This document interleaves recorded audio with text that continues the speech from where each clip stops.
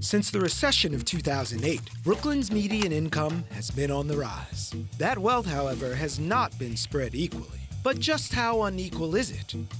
1 in 5 Brooklyn households has a median income of over $100,000 per year, while 1 in 5 receives food stamp benefits. In 2017, Brooklyn foreclosure rates doubled from the year before. 15% of Brooklyn student loan borrowers are late on their payments. There's more. Brooklyn ranks number 1 in total children living in poverty in New York City. Over 30% of renters spend more than half of their income on rent. How do we change the numbers? What are the solutions? Share your story at BRIC's Be Heard Town Hall on economic inequality.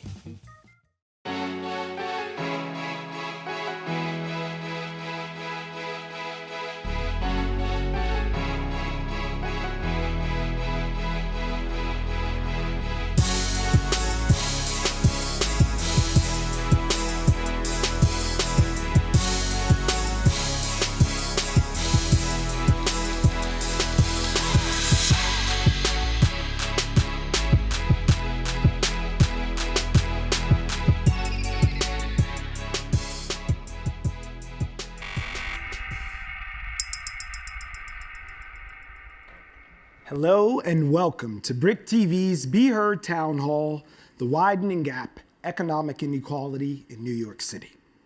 Just now, in the 2 seconds it took me to welcome you, Amazon CEO Jeff Bezos made about $6,364.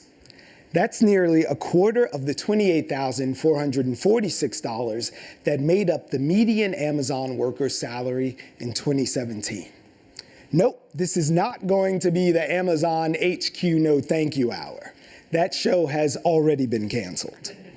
But yes, there will be some frank talk about the stark contrast between the 1% and the rest of us. We'll also get into the gray areas of economic inequality and maybe even go some places that may feel a little bit uncomfortable for you. Because what's more personal than you and your money? So what'd you take home last year? How much do you think your boss makes, or that coworker who calls in sick every other Monday? Are we part of an intentionally invisibilized community of inequality, becoming student debtors before ever stepping foot onto a campus? How do the stigma of debt and the structure of racism, sexism, and class show up in our lives and in our heads as we make our way through this city? It's a lot of questions, but not a lot of time, so we've invited some of the smartest people we know to help us begin to unravel it all. But before we meet them, let's get these house lights up in the room and maybe start with a little question and put a little town in the town hall right from the beginning. Like I said, it may get a little personal or uncomfortable for just a second, but we're gonna work past that as a community. This is our 17th time in this room together talking about the issues that matter to Brooklyn. So just a nice general question from my community here at the town hall. How do you see economic inequality manifest itself in Brooklyn as we stand here and sit here tonight? So who's going to be the first brave soul to give me their uncommon economic indicator or share something about how economic inequality has shown up in your life, in someone you love, where you work, something you saw on the news? I'm going to keep making up things until somebody indicates at any point that they want to share. I see you shaking your head over there. Don't make me come over there. Yep, front row. I know who you are. And I think maybe we'll get a word from you, Ms. Rosenthal. So economic inequality, it's got to be something on your mind, and as you work with people in Brooklyn, serving them every day. So stand up and talk to me for 1 second. This is, of course, our representative, Helen Rosenthal. Not to put you on the spot there, but economic inequality in New York City, specifically in Brooklyn. What does it really look like? What came to mind for me, I'm now the chair of the Committee on Women in the City Council, and what came to mind to me was a hearing that we had last year about the morbidity and mortality of women in childbirth, and the huge disparity between Black and white women. Black women are still 8 times more likely to die in New York City compared to white women. And when you start to peel back the onion and think about why, a lot of it has to do with income disparity, but a lot of it still has to do with the intersection of racism and sexism. Well, we are happy, thank you, that you're here and to inhabit all of those intersections beyond that, and of course paying respect to that. So I'm gonna jump in right with you guys. This is a sort of hard one to get at. The last time we were all together, we talked about NYCHA, and there's some very specific point of entry there. But when you talk about economic inequality, people might not immediately get that glimmer, that it is the headline that you read about infant mortality or morbidity and moms giving birth to children. So I'm gonna go to each of our panelists and just let you know who they are right now by way of asking a question about that entry point into this discussion on economic inequality.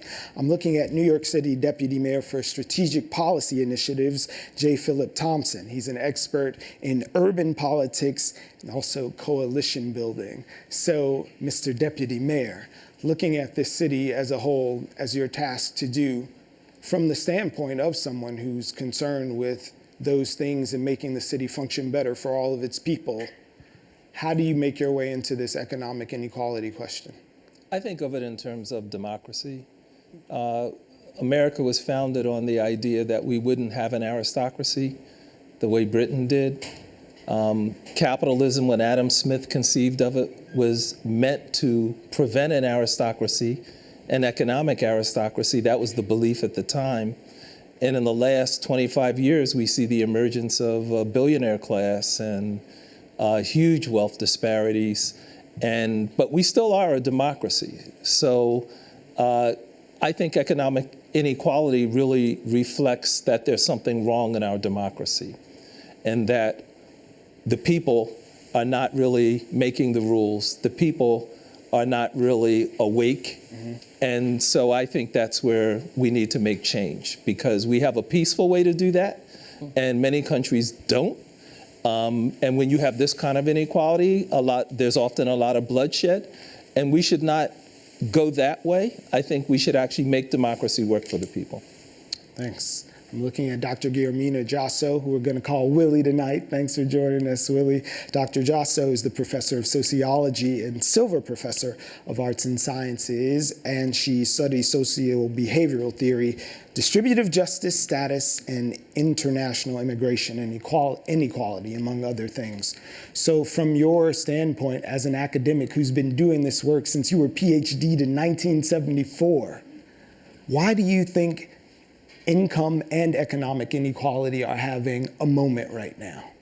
Well, that's a wonderful question, and all my colleagues all over the world are trying to answer it. All right, so rather than join that chorus right now, what I'd like to do is two things. The first is just to remind us that inequality manifests itself in two ways. One way is as inequality manifests itself in two ways. One of them is as the differences across all the individuals in a group.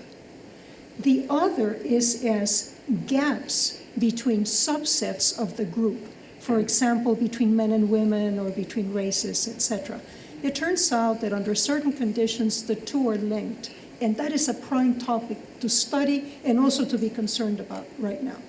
And the second thing that I want to mention at the outset is that a lot of my recent work has been focused on what persons can do as individuals in their daily lives to reduce inequality. And hopefully this will come back. But this, I'm thinking of this as an adjunct to what societies can do, what all the macro levers that can be pushed. Right. And so hopefully we can return to that. Oh, we'll return to it. We invited you for a reason. All right. Helaine Olen is here tonight. She comes to us. You can read her in the Washington Post Partisan Opinion blogs or her book, Pound Foolish. Thanks for joining us, Helaine. Thank you. We know that you're writing about economic inequality and other issues of pertinence in that field all the time. So just from your standpoint as a working journalist who's doing this work where journalism meets inequality reporting, what's your point of entry here?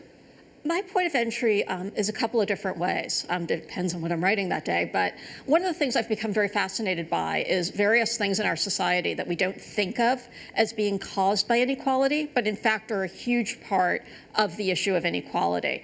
Last week, I wrote a piece about bullying in the culture, which I think we could all agree is a huge issue in our culture. Well, it turns out that actually bullying is a huge thing in cultures where there's a lot of inequality.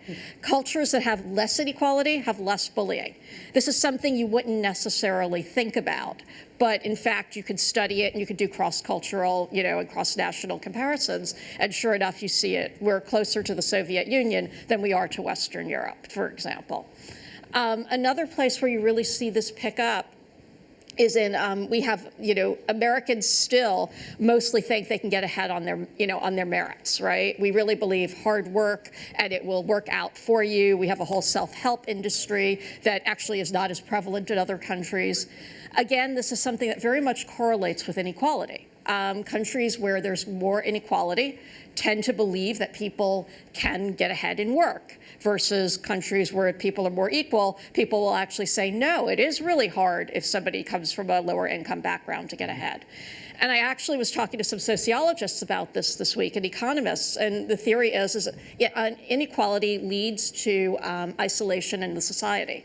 Right, where you let less and less people who are not like you. And then you are, say, Ivanka Trump saying, oh no, nobody needs guaranteed jobs or guaranteed income because everybody can get ahead in the society, seemingly unaware that, wait a second, you inherited, depending on whether you believe Donald Trump or not, $1 billion or multi-million-dollar fortune, right? So that's sort of where I come into it.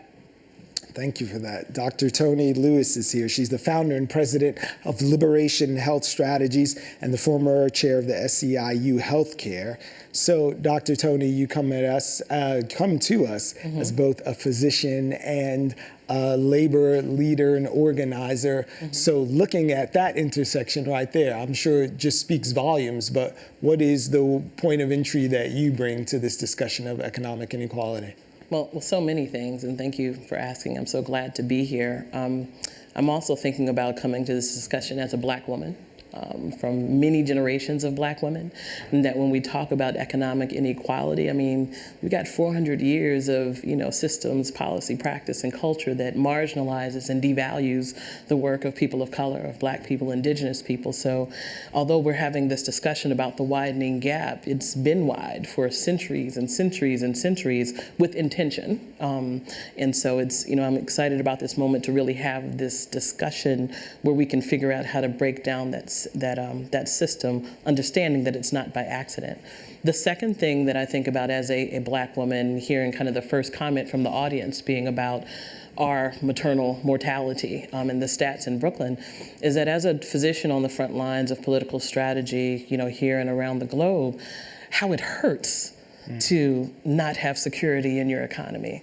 What it feels like to wonder if you're going to be able to put, the right food on your kid's table or take them to the right school or even, all of the different ways that it gets at your body and your family. So I feel sometimes the discussion around economic inequality or economics or finances or debt can feel a little bit left brain, but it really is personal to so many people in my neighborhood in Bed-Stuy and, all around the world.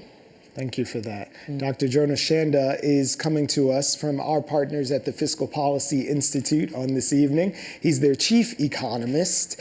The Fiscal Policy Institute, of course, is a nonpartisan, independent organization that is focused on improving public policy and private practice to deliver better economic and social conditions for all New Yorkers. I like to just, in my head, think of you as the activist economist. So in that form, how do you see your role and point of entry into the economic inequality discussion? Well, it's very, I think, interesting to be an economist in this time because, the activist economists are kind of like, like a philosopher with a hammer, right? You got to really understand how things work. And I think it's a very important economic question of who gets what and how do they get it. And do they get what they get by accident, or is there a system of distribution that is fundamentally flawed and broken as the economy moves on, as the economy is growing? How do we get similar outcomes across economies, across different countries that are so uneven and so unfair? And I think this is something that we think about a lot, and we think about at the Institute about ways of fixing that in our own way. And of course, we're very happy to be part of this discussion. So thank you for having me. Yeah, we're happy to have you. You got a ways to go. Natalia Abrams is here. She's the executive director of the Student Debt Crisis and an advocate working towards solutions that provide affordable, accessible, and quality educations for all students. That's all students seeking a college degree without getting some crippling debt hanging around their neck by the time they finish. So I think your point of entry to this discussion is pretty clear, but let the people know who you are. So I went back to school as a non-traditional student. That means I was over 25. And I quickly noticed there was something going on because college was double the price it should have been when I was 18. Yeah. So right away, we were starting to talk about the crisis. Just to add, I think we're talking about this because we're really starting to see white people affected, and that's why we're hearing this much more, to build on your point, and why it's this, critical mass. But, for myself, right after I graduated, they rose tuition 40%, even though it had been doubled over the previous 10 years. And that was my entry, and starting to get to the bottom of the point and figure out who was actually causing this.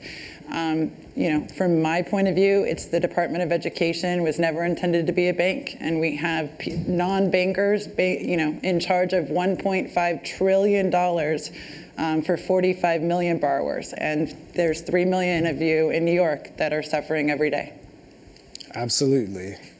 Many of us in this very room. So thank you, number one, for all of you being here. But looking at all of these various points of entry, we're all sort of arriving at the same place. And we're sitting here in Brooklyn now where 3 people who I can name right now, chiefly Warren Buffett, I'm thinking of the Microsoft man, help me out, people. You know him. See? Why should you know him? Bill Gates, Warren Buffett, and Jeff Bezos collectively have the same amount of wealth as the bottom half of Americans. 3 men hold the same amount of wealth as 160 Americans. That's the scales being balanced. So how did we get to this point? This sort of tipping point that seems where the pitchforks aren't quite coming out, as you talked about how things change and there's usually a lot of blood that happens before things become level. But as we're sitting here right now, how did America get to such an uneven point? Well, again, I want to go back to democracy. Between 2008 and 2014, the federal government provided $27 trillion in bailout money or credit supports for the financial industry. That money could have gone to make tuitions free, to make community colleges. Write a petition on it could have gone for affordable housing. It could have gone for job training. It could have gone for making America green. All those things. So why didn't people fight for that? And I loved Obama, but Obama gave Wall Street $27 trillion. There was other options were on the table, but where was the pressure for that? Carter G. Woodson said in 1932, when he wrote The Miseducation of the Negro, they said if they miseducate you, they don't need chains to tie you up. You'll tie yourself up. Yeah. And we're tied up. One other thing I'd say, $72 billion a year in New York State for Medicaid, 7 million people in New York State and Medicaid, 1 in 2 people in Brooklyn on Medicaid. There's not a single Medicaid organization of the people who are on Medicaid in New York State or in the United States of America. And that's $72 billion a year of the people's money with no voice from the people whatsoever. So what's broken in my mind is our democracy, and we have to awaken the people. I don't care about Gates, I don't care about Buffett. The problem is actually our democracy. And if our democracy is working, Buffett doesn't have an army last time I checked, neither does Gates. They don't even have a police force. The power is really with the people, and so we have to learn how to exercise that. And no one's gonna teach us how to do that, because that's disempowering from the people who are benefiting. We have to do that ourselves. So Willie, looking at the historical perspective, you can clap for that. Take a dab. But looking at this historical perspective and knowing, hearing these figures and knowing where we are now, looking at the arc, how far do you think we are away from a people's uprising to say, okay, we have had enough? Well, that's another very good question. As you know, forever and ever, philosophers have said it is inequality that leads to unfairness, that leads to these horrific consequences for a person and society. I don't want to foretell anything, but I do think we are already in danger zones. Mm-hmm. We're already in danger zones when we talk about health, when we, as Toni and others are doing, when we talk about the student debt, as Natalia, everything that everyone else here is saying. Mm-hmm. Moreover, something important happens.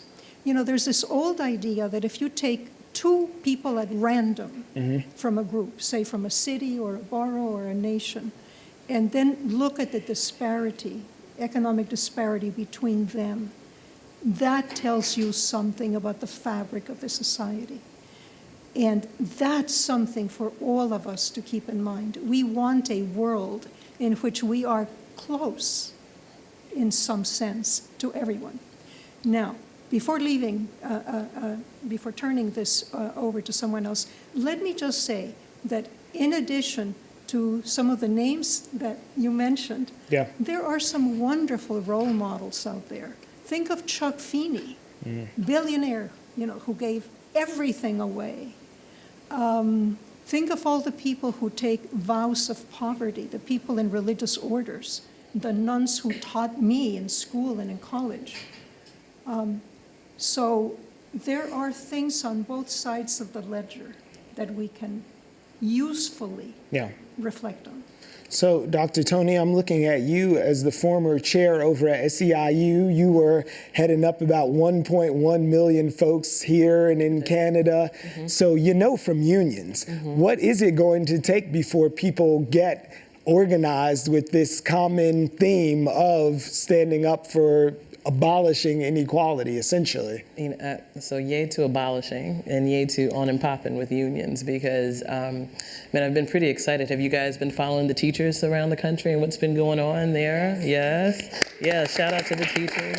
You know, shout out to, you know, all the fast food workers, the Fight for 15. Shout out to folks who have been raising up, and you can trace that back to so many different things, you know, whether you want to talk about Occupy Wall Street or, you know, the Arab Spring. There's a lot that we could talk about in terms of how that awakenness, that thing has been awakened, that allows people to hit the streets and fight for their dignity. But before that, like this story that was told that you were less than, you know, if you were in debt, like I think, you know, for a while kept a lot of people out of the streets or even talking about it. Like folks would not talk about their debt, you know, or income, or economic inequality, because it's like, I did something wrong. I'm not paying my bills. And so what I love about, you know, and I'm a third generation union gal. Like my mom, my grandmom fought for teachers in Milwaukee and Southern Illinois and all over. So I know the power of being in collective community and kind of sharing the stories of like, wait, this ain't right. What we gonna do? You know what I'm saying? Like, and that's kind of the basic, like, wait, this ain't right. What we gonna do together is like at its best in the kind of A. Philip Randolph, like, you know, Black people of color trade unionism model, like a way to kind of start pushing that envelope and get get it on and popping in the streets. Like, I think that's like an exciting thing to do. But like, one of the things that was exciting about this last year's political cycle was when Leader Stacey Abrams was running for governor down in Georgia. Down in Georgia, thank you, that beautiful state of Georgia. And I'm on the leadership committee with her, working on her campaign. And for a while, people said she wasn't qualified to run for governor because she had debt. Because she had debt, she was not qualified to run for governor. And when she came out and said, look, I have a debt because I'm a normal black woman who's taking care of my family and paid this and all those things, there were people that met her in the streets. And I think that turned on a collective understanding in a different way of like this, wait, maybe something's not right. How are we going to get together and change this? Again, that kind of conversation that's happened at union tables and organizing tables all over the world for centuries. So, I mean, I see hope in this moment as we kind of pull the veil back on all of those kind of secrets that made people feel like they were less than and didn't have a voice in it. And unions absolutely at the center, and domestic workers, and teachers, and mamas, and all of it. So this is the Be Heard Town Hall, in case you wonder where you were. So if you do have a question or some insight that you would like to impart, meet me in the aisle. So we're going to keep things rolling, but I see you all have cards there. So if something has sparked something and you want to jump in with the question for these fine folks, please, like I said, meet me in either of these aisles. But on the same steam of this, using the Abrams example and her coming out of the shadows in a way to say, oh, listen, this is real life. I have debt because I have bills, I have a life, and I don't have a mountain of family wealth to draw from. How many of us are walking around not realizing that we are in fact poor? Because we are too ashamed to admit we're not millionaires in waiting, that we just haven't hit yet that there is a problem, and it's not about the lack of effort that you are putting forward. It is a huge issue, and there's something, and Georgia is a really good example, because it was always interesting that Stacey Abrams, a black woman, was demonized for this, because the governor she was replacing almost declared bankruptcy in 2010, because one of his children, I think it was a daughter, and her husband got into a major business mess with a store that failed and closed. And I think, if I'm remembering the story right, the previous governor had somehow guaranteed some of the loans on it. He almost landed in bankruptcy court. It was like this close. And somehow this was not an issue. It came up for like a day, and then people just dropped it, right? Because of course he was helping his kid, and he's a guy, and he must know what he was doing. Whereas with Stacey Abrams, as we know, this came up constantly. She had student debt, she had credit card debt. But I want to go back to the democracy point, because I think there's something that hasn't come up here, and it ties into the billionaire factor. And it's 3 words: campaign finance reform. Yes. Absolutely. This is huge. Income inequality in this country, the gap starts opening in the mid-1970s. And something else happens in the mid-1970s, too. We change a lot of the ways we start financing our political campaigns. And while the income inequality gap is almost worldwide at this point, in fact, in the United States, it's much worse than in other comparable countries. And one of the major reasons for this is because of the way we finance our campaigns, because politicians listen to the people with the checkbooks.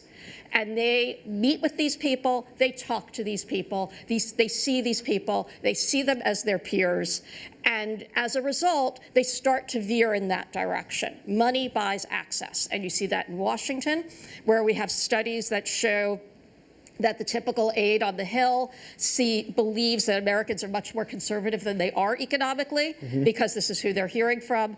We see it in New York City, where real estate interests have much more power than any of us. And you just see it across the board. And I think this is becoming an issue. We can see it. We can see campaigns nationally have gotten a lot of attention. I think we know who I'm talking about, where they have refused to take, money. From these corporate interests. But this has to be addressed, because if it's not addressed, it's the issues of itself, the student loan problems, the debt problems, the bankruptcy problems, they're not going to be addressed either. You had something. I want to agree with that, but I also want to tie it back to something Dr. Lewis said. And I want to do that by way of commenting on Bernie Sanders in his last campaign. When asked what is a model of where he thinks America needs to go, he said Denmark.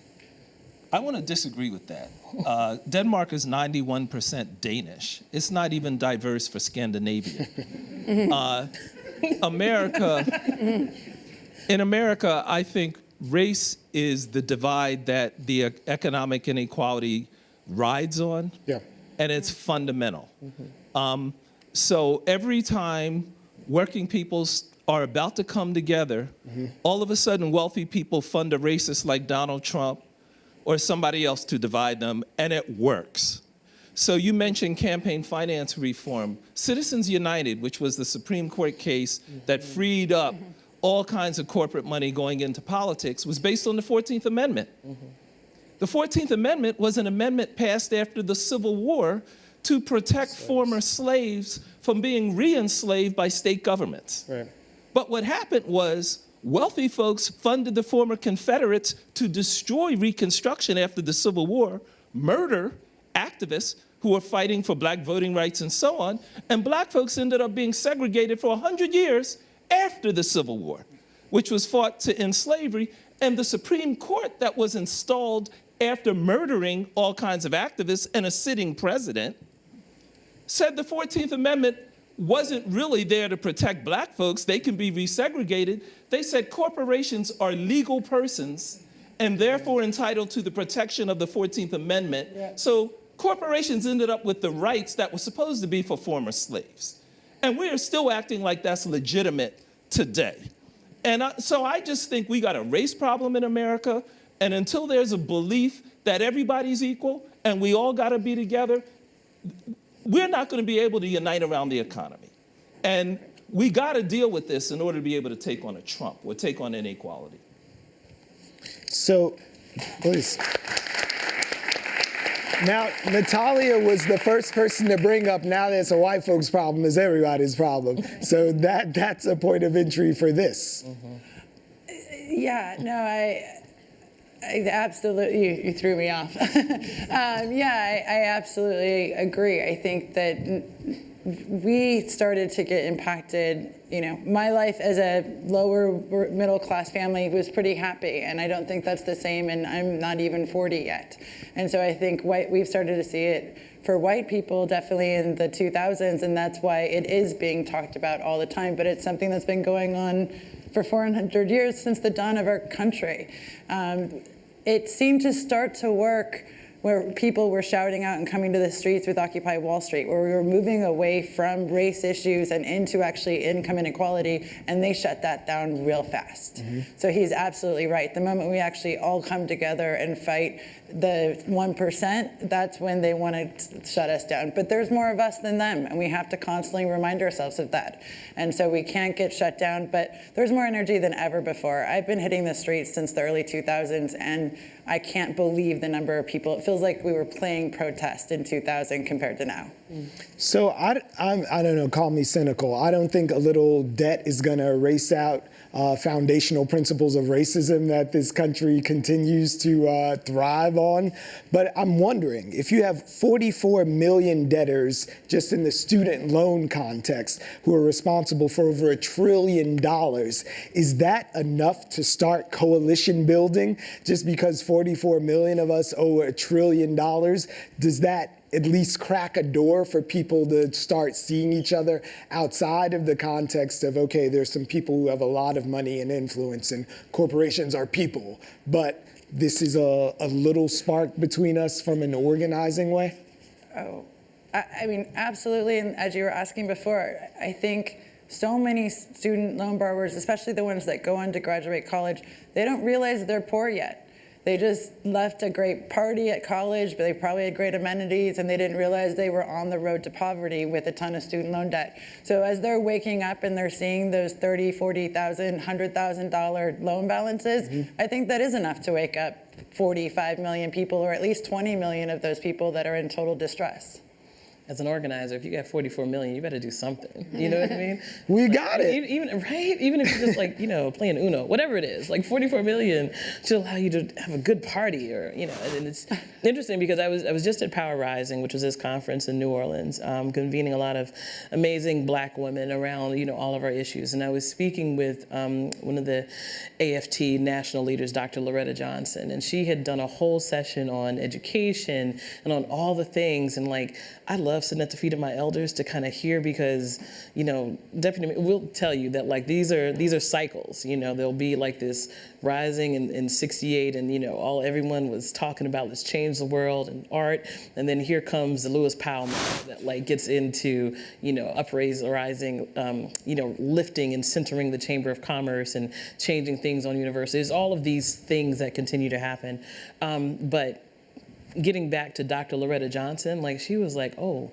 I think we really do need to get on the student debt crisis thing. And when you start hearing it and seeing even the little memes on social media that's hey, if one of the furloughed workers wants to just erase all the student debt, good luck, do that. We are all behind that. Or, all of the things where it's starting to kind of get into our culture, and it's getting beyond us and into all of the other conversations. I feel yes, there is an opportunity to throw that 44 million person party and change some things. Well, while we look for that opportunity to manifest itself, there are some people who are doing amazing work right now in New York City, helping people who have already gotten caught in traps of debt and fees and all sorts of things they didn't anticipate as they grew up and moved into the real world. And we've produced one of those stories to share with you.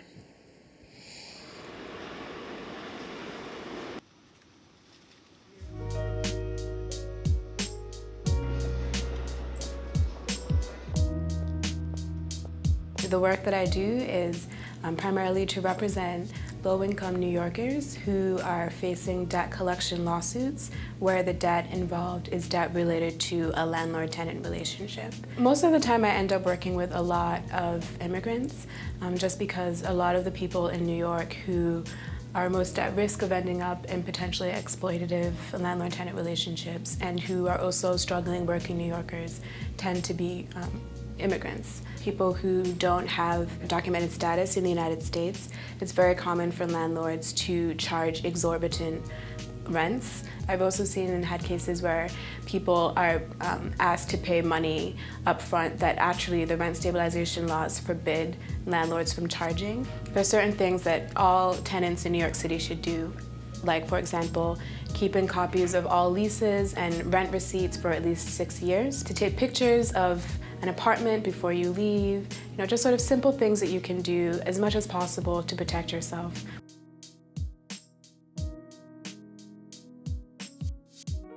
In the 2008 time, I had plenty of middle-income folks coming into our clinics just devastated financially. But as a result of marketing on the part of banks and other providers of credit that really targeted low-income communities with subprime lending practices similar to the housing market, and they were easy prey because wages are lowering or not rising, the cost of living is rising, and in order to make ends meet, many people often do turn to credit. It destabilizes entire communities. You can look at it after you're done too. Yeah, I think it should be fine. Because basically we just want people to know that there are time limits for them to protect themselves. Yeah. Mostly the communities that are most affected are low income communities, communities of color here in New York.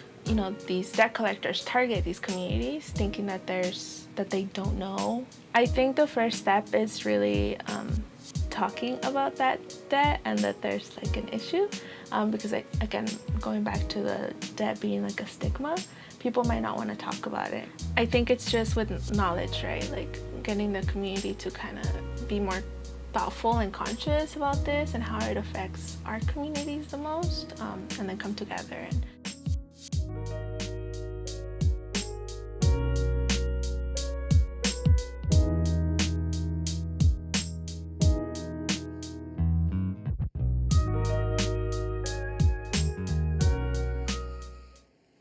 So I just want to recognize one of the folks that was featured in that video who's out there doing the work of educating people, and she's here tonight from CPD. Thank you so much for letting us take a picture and showing up.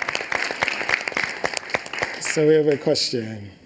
Hi, I wanted to know your thoughts on a universal basic income and what solutions that would bring to people, but also what criticisms that people have about that. And I'm curious about the criticisms not on like, do you believe everyone should, but it's like economic implications of what it means if everybody had a basic income, especially in the United States where we have a unique race problem, and especially in New York City where income inequality is so dramatic compared to other places. And I'm curious about it on like a micro level, like what that would mean for an individual person's life, like what kind of life choices they make and what kind of opportunities open up on a micro level, but then also like what our economy looks like. What does capitalism look like in 20 years if everyone has a basic income, where it just kind of fundamentally changes a lot of the things that make up, the American economy. So I just wanted to hear thoughts about that. So we've gotten to the universal basic income issue. The one thing that we could say, Dr. King, Richard Nixon, Rumsfeld, who else? Cory Booker, Kamala Harris, even Elon Musk are all getting at this as some type of solution. I'm looking at you, chief economist over there. Yeah, well, I see. It's gaining some popularity now because I think, for wrong reasons, in my opinion. Look, we can come up with any policy, but what's important is what we're trying to solve. What kind of problems are we trying to solve? And the main way of getting at the UBI is that the structure of our economy is going to change, that half of our jobs are going to be outsourced and automated and will disappear altogether. But that's not necessarily a bad thing, right? We had the operators in the elevators, and they're gone, and we don't miss them really. So what's important for us to know is what is going to happen, and if some jobs are going to get obsoleted, out of existence, and maybe some new jobs are going to appear. So it may not be even necessary to have the UBI. Now, it could mean that with new economy, we're going to have higher productivity, and that's a good thing. We're going to be more productive if we can translate that into more free time or longer vacations, and that's also possible. So but to be clear, all those Walmart greeters who got laid off aren't now going to become coders and be Bitcoin billionaires in their mom's basement. So there's got to be some kind of that is true. That is true, because the other way of getting at the UBI is that we're spending a lot of money on the social safety net. So people who propose the UBI in its clear form, they're trying to substitute one with the other. So let's get rid of all the welfare, let's get rid of all the food stamps and everything, and just have the UBI instead of that. And they want to save money by doing that. This may not be necessarily the optimal solution. It is a possible choice, but it's not a be-all, end-all. It's not going to end poverty. It's not going to solve problems and cure cancer. It's just one of the things that we can do, not more. So the country will not have met its responsibility until everyone in the nation is assured an income no less than the officially recognized definition of poverty. So that's from 1970 with 5 of America's most famous economists and about 1,200 other co-signing economists. And it appeared on the front page of the New York Times. And now we're here talking about the validity of the argument, and something that Nixon even tried out in Seattle. They had a little pilot program, the sign and dime thing. You're shaking your head.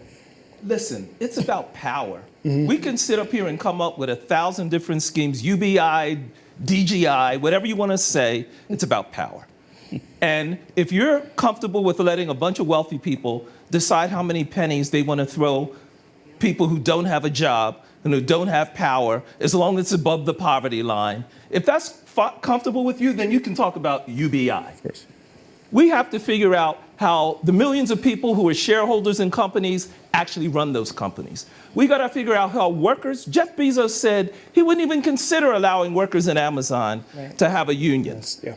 Since when do we have an aristocrat who can tell in a democracy what a worker, who they can associate with and what they can talk about? If they want to form a church, a glee club, or a union, that's their right, because this is a democracy. And until we start building power to determine who makes the decisions, we're going to be where we are. And without power and without education, we will not transform technology. It will be something that hurts us, not helps us. And the same goes for any industry you want to talk about. UBI is a diversion. We need to be talking about organizing, not UBI.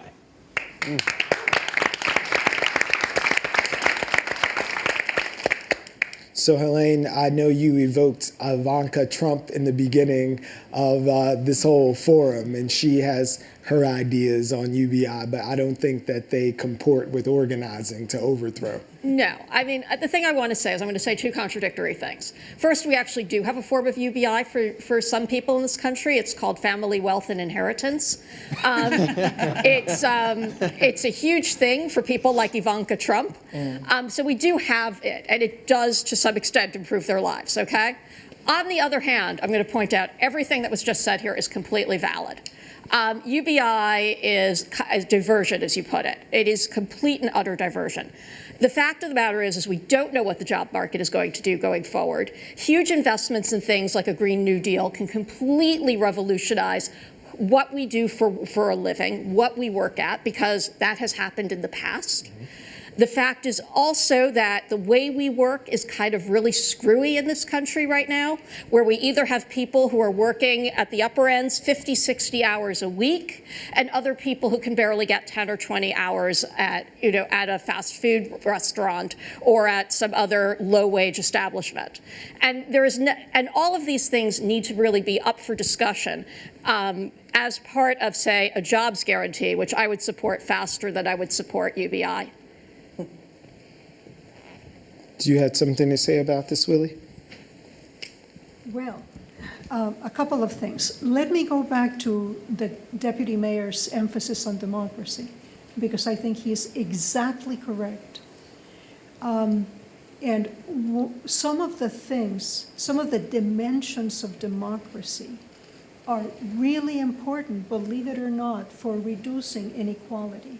This has been shown in mathematical models. These dimensions include the more voters, the better.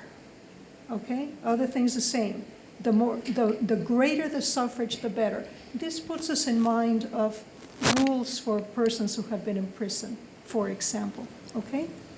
Secondly, independence of mind.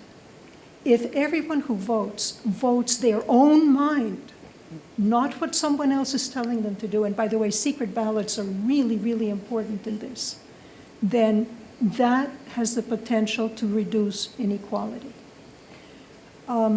Finally, any time that there is an option for distributing a rebate, a windfall, a bonus, if that is distributed equally to everybody, equal amounts, inequality is diminished, but not otherwise.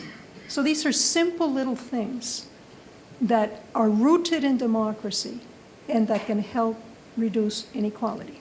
Now, one other point, because Deputy Mayor also said a very important thing about race and power, and everyone else here added to it.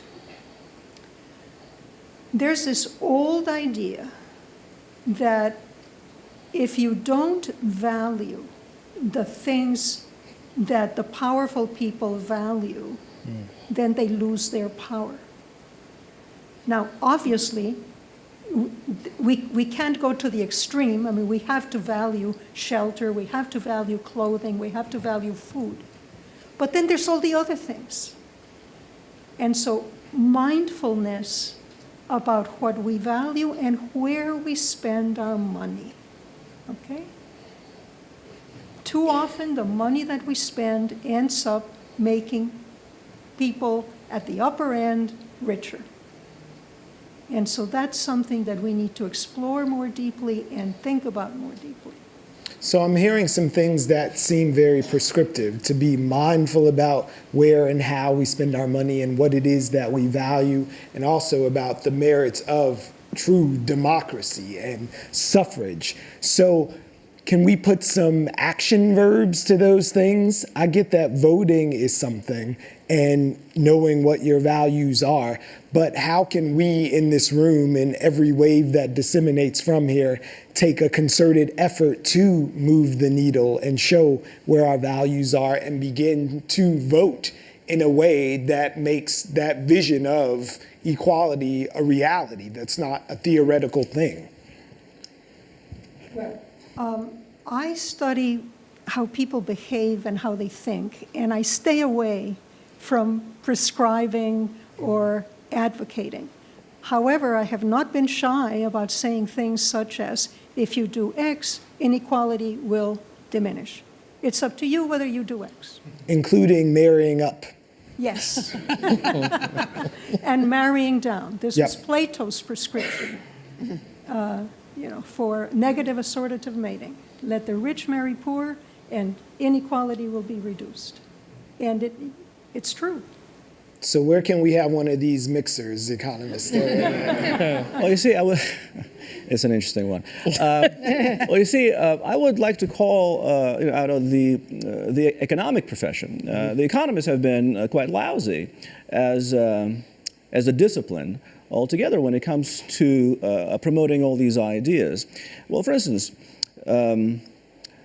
you see, we can do quite a lot. The politicians, of course, make the decisions, and it's not just about the voters who vote them in. It's also about the policy people who talk to them and who they listen to, well, sometimes. When it comes to understanding how the economy works, economists aren't the best. A good example, for instance, is the Fight for 15. We had this several years ago. It was a very useful and very successful measure. Now we have a $15 minimum wage in New York City. So it's a good thing for all of us. It does reduce economic inequality, but if you go back in time and just look at all the articles, the economists were saying it's going to be a disaster, the job market is going to collapse, bad things will happen, and they didn't happen, right? So knowing how the economy is going to behave if you do a sudden and brave and positive policy move is a very important thing. And economists have been behind the curve on that. So I welcome you all to come to the Fiscal Policy Institute website. We have a lot of good ideas. Read them there. Just a little bit of a side note. But it's very important to know how the economy is going to behave. So we can do quite a lot, even the way things are. Mm-hmm. Second point is, you see, economic inequality is not a sudden thing, right? It's cumulative.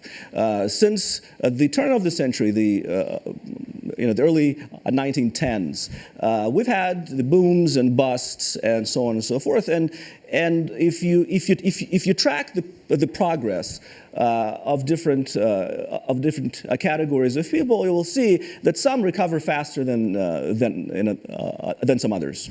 And of course, that coincides with the fault lines of our society along the race, the gender, et cetera, et cetera. So what is important for us is to make sure that the structures that we have in place, mm-hmm. well, for instance, equal pay for equal work, non-discrimination, that all of those things are pursued and enforced. And so far, I think it's not a question for economists or the voters, because we know what we want, but it's a question of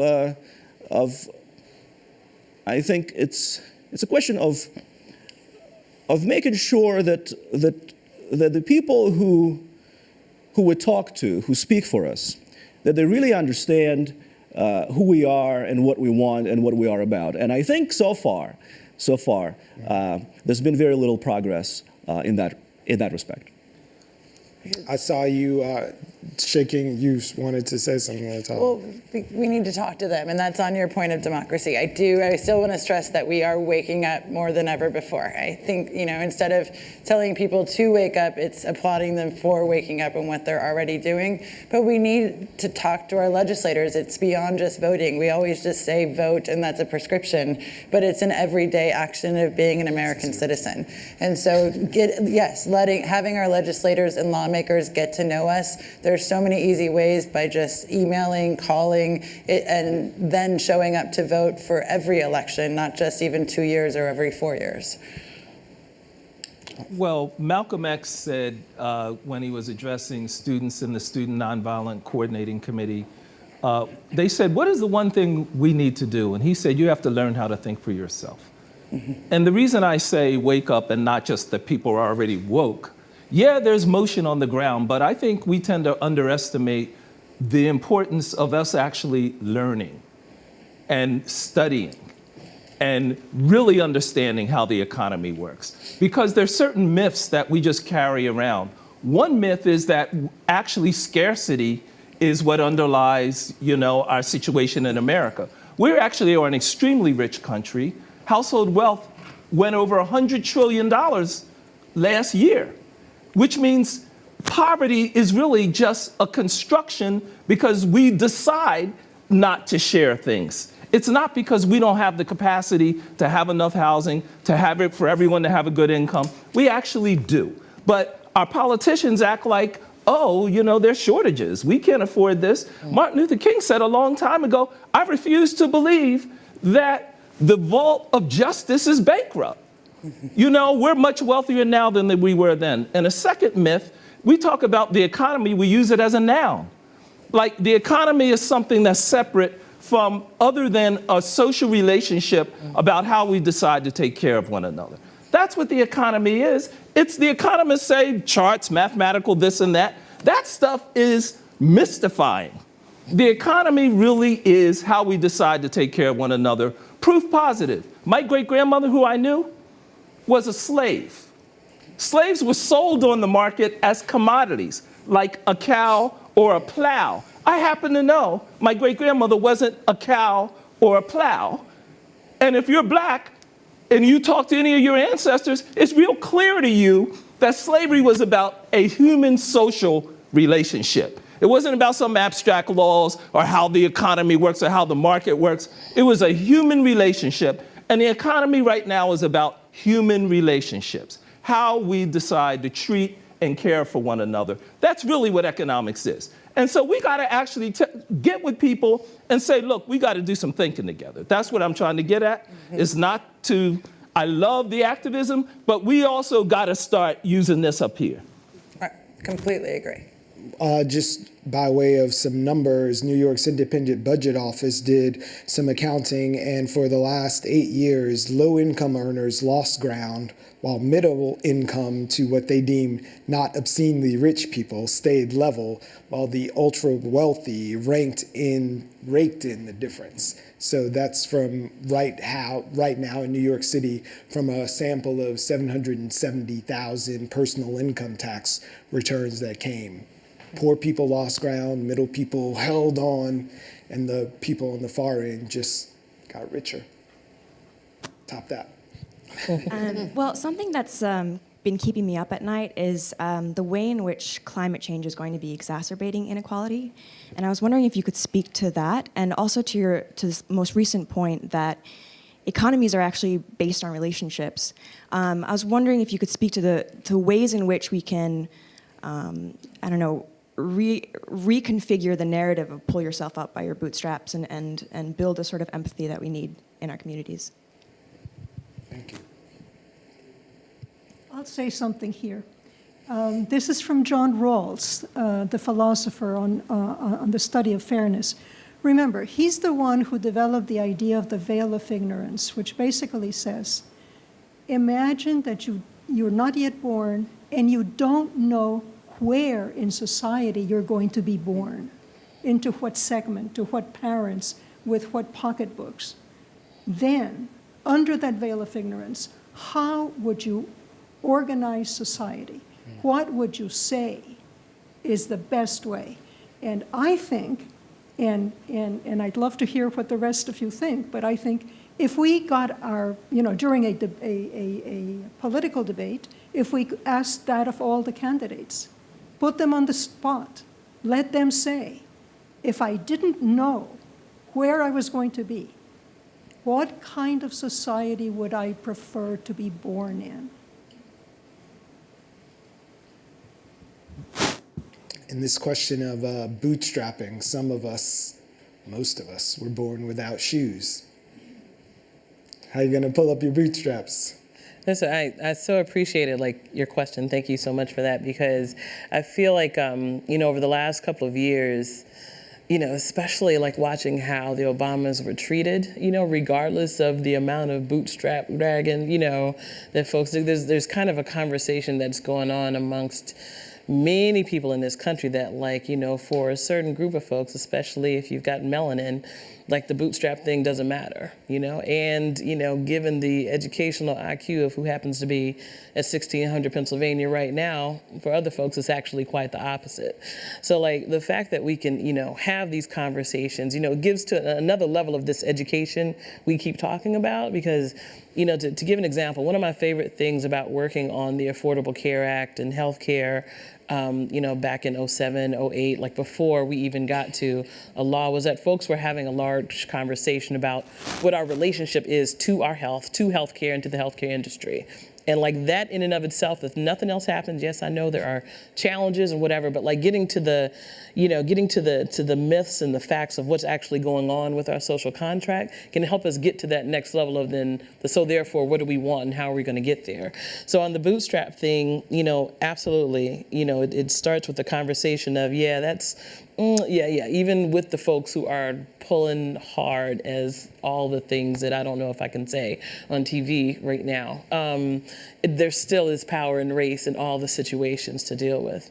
The other thing that kind of struck me when you talked about climate change and how we need to, there's so much we could talk about that, because I think about climate change, and then I think about when I first heard about climate change, it felt like a white guy in Greenpeace in a boat in the middle of the ocean, versus environmental justice in the Bronx and kids with asthma next to the, And so I think, that we can, as we continue to talk about race and power and all of the things that really affect us in our hearts and minds, and where we can add solutions, because then that becomes, how are we changing, how are we working with the transit workers and the bus depots and the kids and the moms and the healthcare systems in the Bronx, and where are we placing jobs that give us, that actually are leading to a future.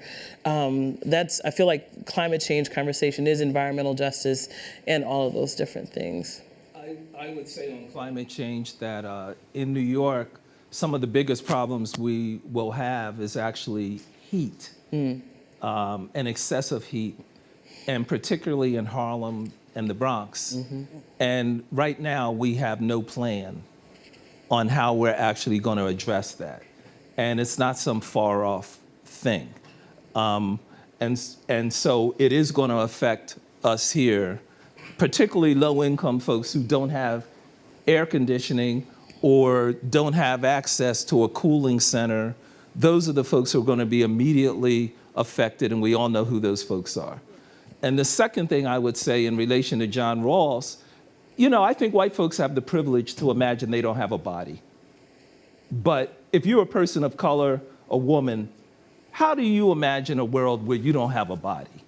And who even thinks that way or has the privilege of thinking that way? I think we need to start from our actual bodies and what we actually think about one another, and where our love and empathy actually is. And for my staff, I will tell you that when we got a call from the Cuyahoga Center by a worker there who called us saying, I'm calling you secretly because I don't want to lose my job, but we have hundreds of kids here who've been separated at the border, and they're in Harlem, and our staff went there and they saw 9-month-old babies with no one holding them, and toddlers with no dolls, no blankets, eating rotten food, sleeping on beds with bed bugs in them. That is what shifted my whole staff changed. Because they said, who are we to torture children? And I actually think change comes from actual dealing with the physical, with the real, with the people. That's how I think change comes. And I appreciate what Rawls did as a mental exercise, but I actually don't think that's how we're going to make change, through mental exercises. I think we got to reach out to one another. Black folks got to talk to poor white folks about what the issues are. That's how we'll begin to enlighten one another. And we got to say, we know you're in pain, whether you're black or you're white. Tell me about your pain. Why is it you're in pain and I'm in pain and we haven't been talking to each other? That's how I think we begin to get somewhere. How do we begin to bust up this myth about meritocracy? We touched on it a little bit in the beginning on the strain of this bootstraps idea. I'm reminded of a study I just read about in Arizona where they took about 300 kids from a school that was urban, 91% students of color, free and reduced lunch as an indicator of not having a lot of money. And in the 6th grade, they got this group of kids and said, okay, do you believe that you can get ahead by doing hard work and being a good person?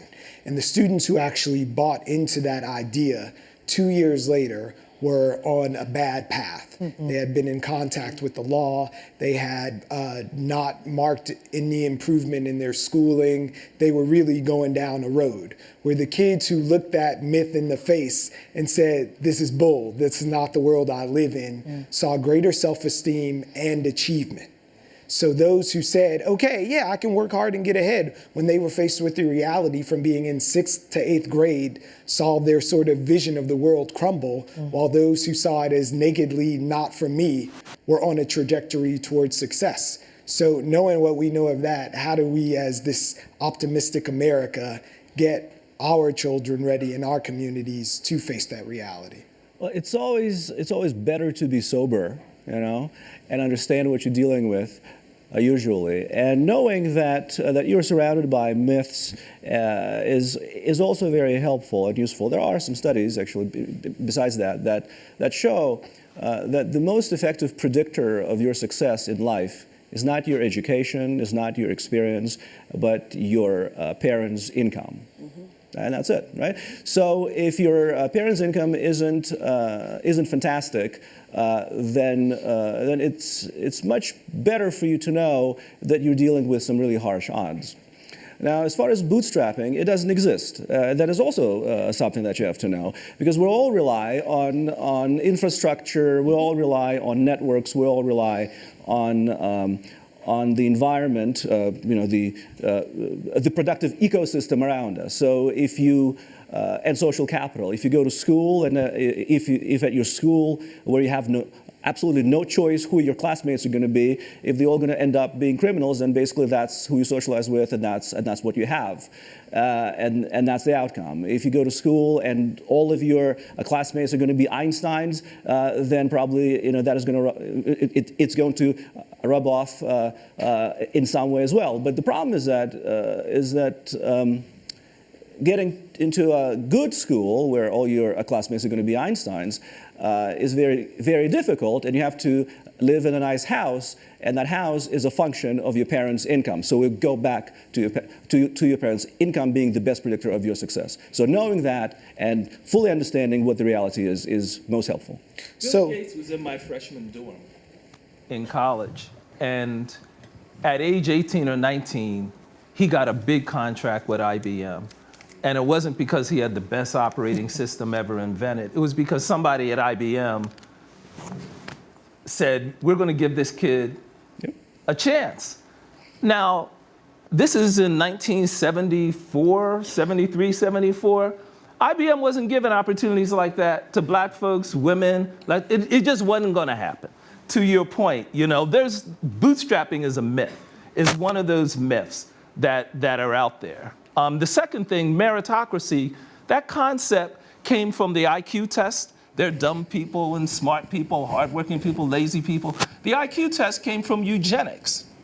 And eugenics was the beginning, the idea that women have smaller brains than men and black people have smaller brains than white people. And that's where that stuff started. And that's where those ideas came from. And one of the reasons I really like what Richard Carranza, our schools chancellor, said about specialized schools is we shouldn't be rationing quality education. All our kids are capable. We need to create opportunity for all of our kids.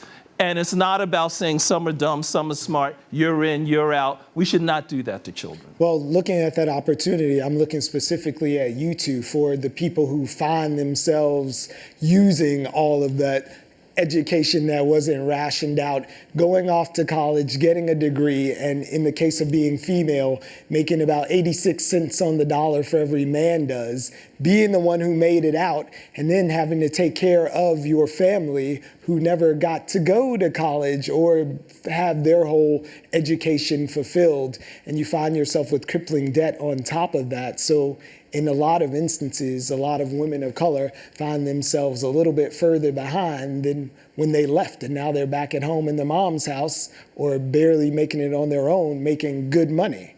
So 86 for white women, 60s, right, for black women, Latina women, indigenous women, it keeps going, you know what I mean, down just to kind of do that, because not the all women kind of thing. And it's interesting because, yes, we do have a unique kind of fighting moment in terms of pay equity and valuing our work. And it's funny because to go just a little bit back to the conversation we were just having about how we need to think and come up with good ideas and organizing, like I'm triggered a little bit because, you know, I hear that sometimes as I want the folks who are struggling with economic inequality to come up with the solutions for free.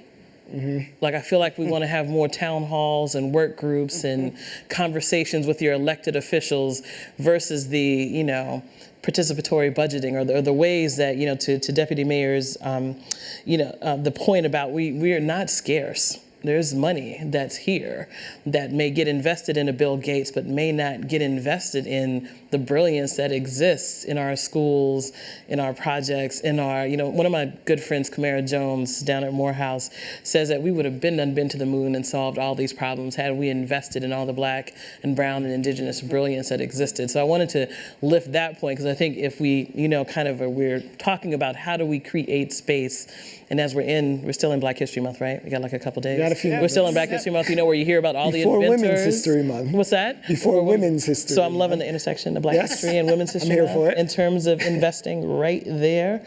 Like, I love how the Movement for Black Lives policy platform included like a very clear section on invest and divest. So if you're talking about climate change, pull your money away from and invest it in kids. Like, so these other pots of money that belong to us, because we have paid into it, because, you know, these budgets that our elected officials are sitting on where they have discretion to spend, you know? Those are places where we can start to invest in and require that, you know, brilliant women, brilliant LGBTQIA, because that's a whole other set of inequity and, you know, that we haven't touched on yet, but making sure that like brilliance is valued and it is connected to this whole social contract we're trying to build. So part of that social contract has to be wiping out the stigma of debt. Absolutely, yeah. So income inequality is a women's issue. Student debt is a women's issue. Women hold 2/3. We hold $1 trillion of the $1.5 trillion in student loan debt. According to the American University of Women, African American women hold the most, and they're the most impacted. So this is student loan debt is a person of color issue.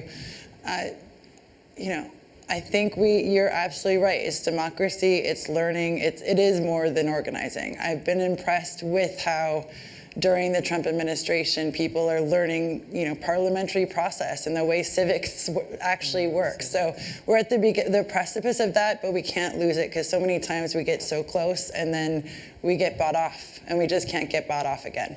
Can't get bought off again. I'm looking at bought off and killed sometimes too, right? Because just to be honest, because if we're talking about economies, like there was a great article in it. I feel like my mom, she's a research teacher and she always has to throw a citation. Shout out to Alessandra Lewis. But there was this great article in Atlantic Black Star that talked about like 7, African American communities that were thriving and then were attacked and died. So I push back on the word stigma a lot of times when it comes to mental health and economy, because for a bunch of communities that have had wealth, sometimes that comes sometimes with a a target. And even so there's an article today, I think today in the New York Times, that talks about the history of policy and running numbers in the Black community and how that was a huge economic thing, in many communities. My granddad used to run numbers back in Southern Illinois, just to be clear, Allen Memphis Johnson. But there's a whole, there's a history of kind of folks, stopping and starting, what I mean, in terms of businesses or getting debt or education. A lot of what's going on with educational debt is a little bit of a pushback to a whole bunch of folks that weren't necessarily white men that were getting educated and putting forth different theories on how we should be moving. So I think it's yes to the organizing, yes to the putting forth solutions, but it's also an offense defense, because it is, it could be a little, upsetting, but there's a history of these things coming at you in a not so good way. So before you go in, language me into a better understanding so we can stop with the stigma. What should I be saying instead of the stigma of debt? Instead of the stigma of debt. I like the history of our economy, the history of economics of Black folk. Something, because we're talking, let's co-create it right here. That's the whole be heard thing, right, y'all? Because it's not, when I hear stigma, it feels like folks are uneducated and don't really understand what's wrong with them. Mm-hmm. I understand that when Navient calls me, they're probably calling my phone downstairs right now, to be honest, that it feels a certain way, that folks are trying to devalue my Georgetown education, all of the things that have been poured into me that makes me feel less than. And that just doesn't sit right. But if I think about this context, and the history of how rates have gone up for loans and what's happening in different communities and what happened when the mob decided that my granddad's policy wasn't pouring into their banks, then I think a little bit differently about the history of where we are from economic equality. So for me, it's more thinking about economy and inequality in the context of our whole society.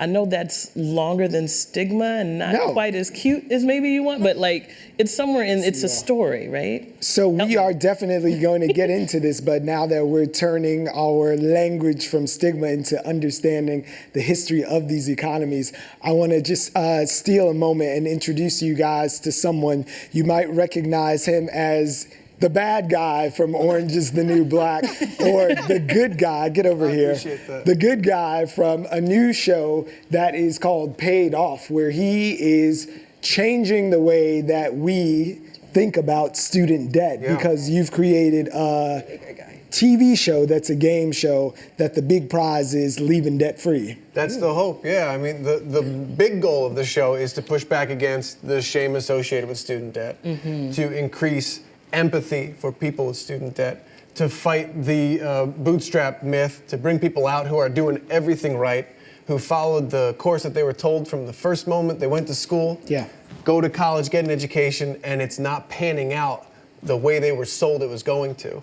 So to fight some of those myths, to make them feel like they're not alone, so the 45 million people at home see people on TV that are like them, and understand if that person did everything right and they're struggling, maybe it makes more sense that I'm having a hard time with this too. And then we do it in an absurd way, because to mirror my family's experience. I was incredibly privileged. My parents took out loans and paid for my college education. It allowed me to go be a theater major, which is a bad decision if you're going to owe money to anybody. So I learned about student debt when I met my wife, and she owed around 40 grand, and we could pay that off after I booked an underpants commercial, which felt like an absurd way to pay for an education. And if that's how we did it, I didn't know how the hell anybody else does it. So we created this purposefully comedic and absurd game show to say, how can these be the paths that people need to go to school, to pay for their educations? Thanks for being here, Michael. Of course. And thank you for the idea. Everybody, it's Paid Off, Michael Torpy. Thank you so much for being here. Of course. So just in my conversations with Michael before tonight, I was just talking to him before about this idea of the show and people, and he brought this to light, really standing up and owning their debt for the first time. Like, how many of us, as much of that as we have ever said out loud, not maybe in your underpants, how much money you owe because of this education that you've been afforded, or any number of things, and can make a real accounting of the level of debt that you're in. And as smart as I like to think I am, I couldn't even tell you right now the exact figure of the debt that I am into for all of my schooling, but I know that they take the money every month. Well, you should know your number. I should, but I'm a dummy, and I don't know the number. You're not a dummy. They don't make it so easy.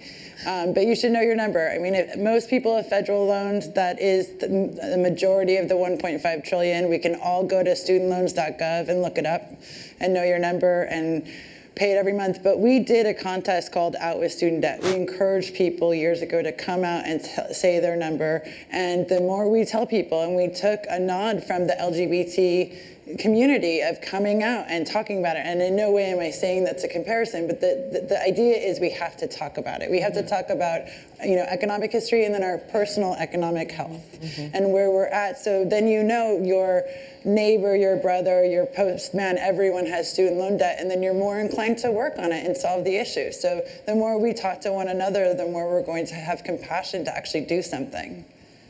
So yeah, what are the byproducts of that passion, compassion, and acknowledgement as we move forward in a way that can affect our democracy and our personal behaviors, whether it's who we choose to marry, how we choose to spend our money or invest our time? Well, I want to point something out. I mean, these things are about control, right? The shame of debt is about controlling people with debt. The idea of pulling yourself up by your bootstraps is about control. These myths are very endemic to ages of inequality, right? This was all stuff that was not student loans themselves, but this was all stuff that was very prevalent during the first Gilded Age, considering we're living in the second one, right? In fact, we sort of taught, when we learn history in school, we learned about the settlement houses. Those were actually established to teach the poor people how to behave properly so they could make it in American society. Charity was a huge idea in the first Gilded Age. There was a lot of shame about poverty and debt, and people who are poor must be dirty and alcoholic. All of this, by the way, ends at the Great Depression, when it becomes clear, because the catastrophe is so great, that it becomes clear, wait a second, this wasn't my fault. You can't pull yourself up by your bootstraps. Everybody, except for the very, very wealthy, are falling. Charity can't fix this for us. And that was kind of what ended that period. And it's no coincidence that it came back, starting in the mid-1970s and 1980s, as again, people became mostly poorer, stagnated, or a very tiny sliver became wealthier and more powerful, and they did once again what was told to people 100 years earlier, which is, we know better, we'll take care of you. And the debt builds up, and the shame builds up, and the lack of power builds up, and the anger in the system builds up. Well, there's nothing like a plague to equalize things. Like historically, it has been shown that the greater the horrible event, the more equalizing, if destabilizing effect that it does have on a populace. So short of a big old catastrophe, there has to be something else that we can collectively do and be heard and move forward into a different understanding about our debt. I'd like to offer a little footnote to that very interesting idea. And that is that if we as individuals and if our society defines our self-worth by our net worth, then it's completely logical that if you have a negative net worth, you are going to experience negative emotions, negative consequences. So it seems to me we have to look at the entire continuum. The challenge is going back to humans and human relationships. The challenge is not to assess ourselves and others by our net worth, but by other human qualities. And once we do that, we've escaped. We're out of the cage. Can I add on to that? That's good, but the bills still keep coming. I love this point because my parents were civil rights activists. My dad was a Baptist preacher, and one of the things I remember from being a little child was every Sunday sermons like, God doesn't make ugly people, so there's nothing wrong with your skin. There's nothing wrong with your broad nose. There's nothing wrong with your wide lips. And stop lowering your head down when you see white people. And the transformation that I saw came out of that conversation. The demonstrations and the protest, all that came later. But the big transformation was when people stopped letting themselves their identity be defined by somebody else to keep them down. And I think that's exactly the point around the debt issue. And the second thing around women and black women in particular, the median net worth of an adult black woman in America is $7. And my mother died a couple years ago. She was cared for by 2 black women. And I was shocked to learn they were making minimum wage. And they loved my mother. And there are hundreds of thousands of home care workers in New York City who take care of elderly people out of love. Absolutely. They do not get paid anything close to the amount of work and care they put into that work. And the only reason they are paid minimum wage is because they are women and because they are women of color. And talk about history, this nation was formed on women not getting paid anything. That's right. Care work was free. As a woman, you just had to do it and you couldn't vote. That's the history. And so part of getting out of debt is actually paying women. And that's the other side of the coin, I think. Yeah. We got to fight for women. And I say home care workers, domestic workers, number one. We got to make this a fight. So we are closing in on our last 4 minutes. So I just wanted to, well, 2 minutes in fact. So thank you in the aisles. But I just want to give you guys that last 2 minutes to minute 30. I'll steal 30 for myself to sum up anything that you could say moving forward that is a call to action that can put the power of this room into mobilizing and maybe just flipping that internal switch so we can get on with the work of making a democracy work for us. So somebody turn a light on in here. Oh, you're looking at me. Economic inequality is a very complicated issue. And of course, we're not going to solve it all in one evening.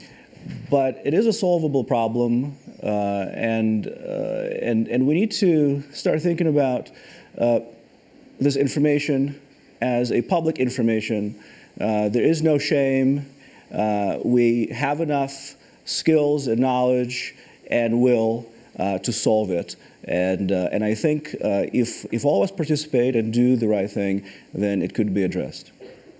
Helaine? I think we need to push back at this idea of the bootstraps and people pulling themselves up. And we need to talk, how I concluded Pound Foolish was that we needed to talk about our money. And that means that when, we need to be honest about it and we need to own our debt and we need to own our successes, but we also need to question where it's coming from and how it's accumulating, right? So when we're told about a story of somebody, who established a wonderful business, a perfect example of the Bill Gates story, right? He also went to a private school, was a very connected kid from the get-go. Where does this come from? How do we make it? How do people not make it? And to just push back at these stories over and over again. Why do domestic workers make so much less than, I don't know, people who, pick up who get our garbage, right? I mean, there's nothing more valuable than domestic work, and yet they are treated like among the least valuable. They were out of the Social Security system for a long time. They are still relentlessly underpaid. And why is this? And we need to ask this about everything. Well, we are 30 seconds outside of our credits, so I'm going to wrap things up for our broadcast audience right now by thanking each and every one of you for sharing part of your evening with us. We really appreciate you being here and contributing and listening, and thank to each of our panelists for being here and sharing your knowledge and really helping us move forward and wade through some of this stuff. We might have just opened the door a little bit to change the stream on economic inequality, so give yourselves a round of applause. We'll see you next time. Thank you so much for being here. All right.